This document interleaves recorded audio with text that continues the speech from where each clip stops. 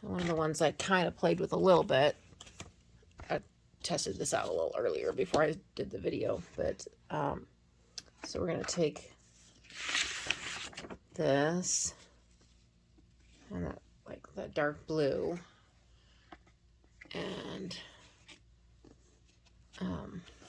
sorry, kind of hard to do this one-handed while I'm trying to video.